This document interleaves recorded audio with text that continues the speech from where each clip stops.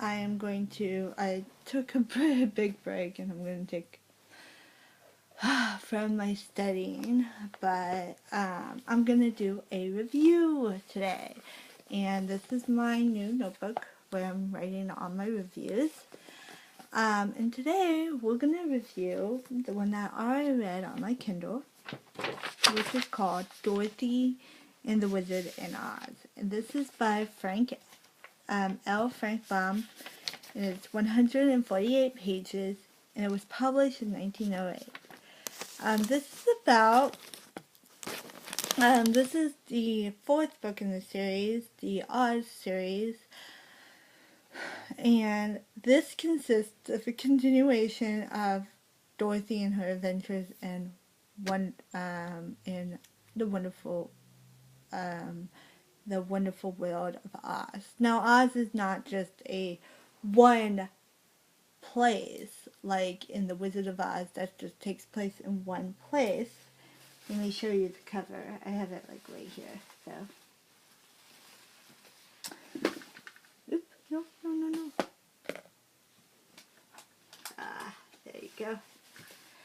This is the cover of the first one, The Wonderful Wizard of Oz, and obviously this one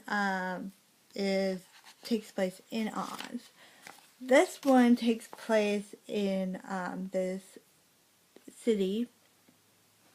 other city. I don't have it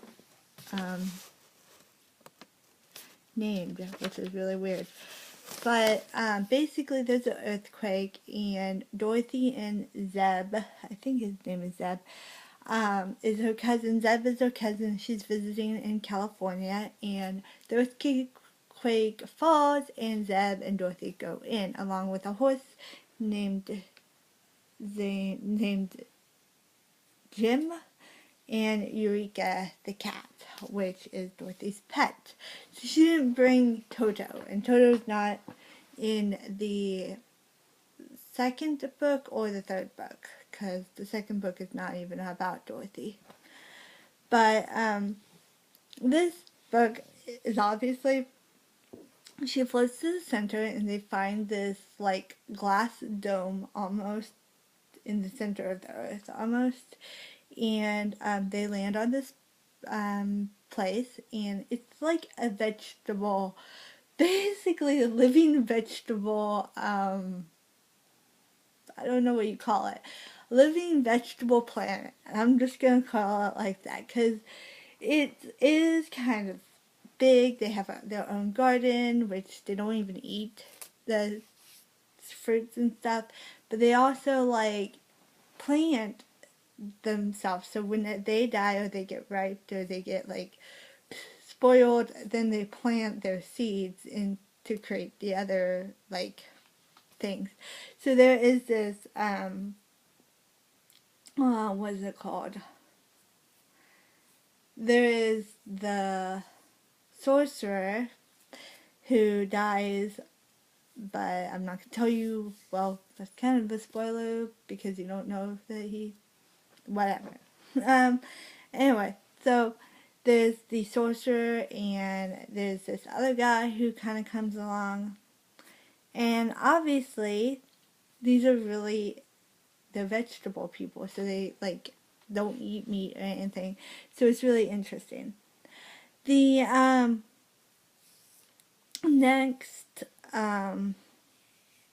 then they travel up. They actually manage to get out of this vegetable planet, and they travel up to this other place, which is like full of invisible people, which I think is really interesting. And they are afraid, the reason why they're invisible is because they're afraid of bears, and the bears apparently are dangerous or whatever, and the bears are also invisible somehow because they eat these like berries that make you turn invisible. So yeah, it's really interesting, and that world was really interesting because you're like, I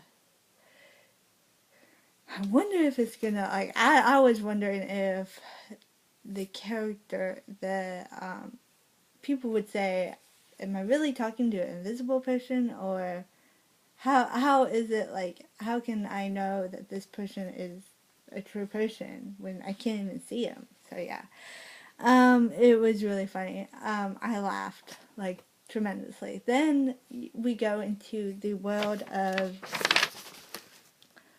and that's the Valley of the Veil, I guess. Yeah. Um, and then they did that, and they went to the place of gargoyles where the gargoyles live, and it's like kind of this cave, and they went up to that, and they are like wooden creatures, just like purely made out of wood, like everything's made out of wood, and these creatures, like, you can't normally like cut them with saws or stuff because they're like really hard or something. So yeah, it's really interesting. And yeah, and then they get to the last place, which is Oz, and they then, have this kind of reunion party with all their friends, and then you get to see the other characters from the other books, the other 4 books, except Glinda. You don't get to see her, but you get, and the Wicked Witch, because you don't really see her, but she's dead, so and yeah.